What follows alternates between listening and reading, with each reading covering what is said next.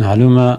مسألة فلسطين مسألة تمام مسلمانايا يعني برينا فلسطين برينا تمام أمتيا پیغمبر ما عليه الصلاة والسلام حديث كده بيجي من أصبح ولم يهتم بأمر المسلمين فليس منهم بيكو إيسر الصبي رابع درد مسلماناش خارنا كده درد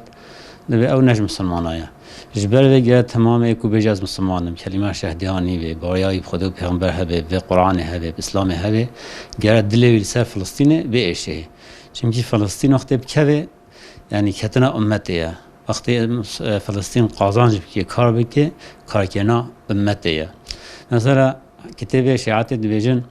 وقتی کافر هجوم سر عرض کی مملکت اسلام بکن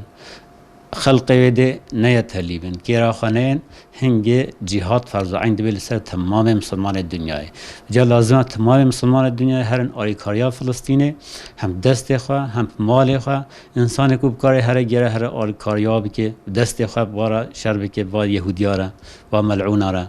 اگر نکاجی گره مال خوا بشینه اگر نکاجی گره دو خوا آریکاریا بکه اگر نکاجی گره قلب خواجی و بعض بکه یعنی دعا جاره بکه یعنی افسر مسلمان تمام فرضه حتی کتاب شیعات داد بیجه دوی اگر کافر پیره کی مسلمان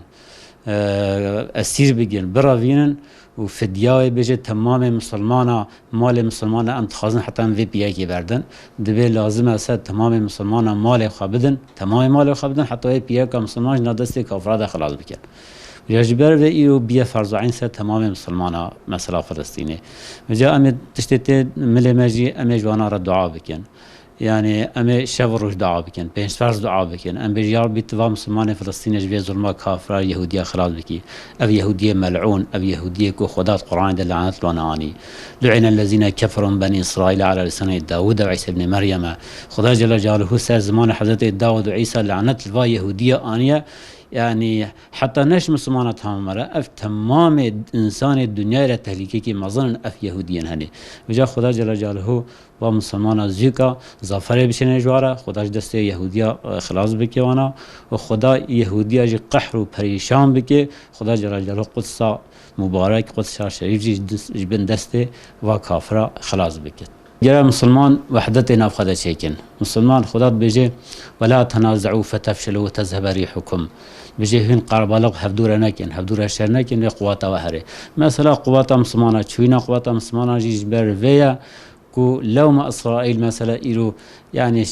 مليون هايان تنا يعني إيرو مصلات سر عالم إسلام بيا عالم إسلام مليار كونيفا ديال ويجي نكار مقاومة دوا يهودية ربكي سبب إيش سبب كو وحدتنا بين أمات ذاتنا مسلمان ذاتنا بجا لازم أمتنا فخذ وحدة شيء يكي شيء بيلغة شيء براتك بهفدورة بكين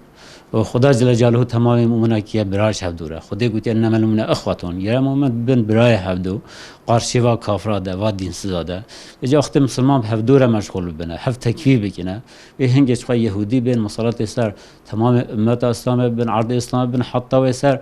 ارض حرام يجيب بين مصالات سر ارض حرام يجيب بين شاع قدس فتح كنا جرتنا يعني به صبح خدا حافظ به بلکه مکه و مدینه دست مسلمان درخنه بجاد گره مسلمان خدا وحدت چیکن یکیتی چیکن حتی که بکارن مقاومت مجادله و یهودیا را بکنه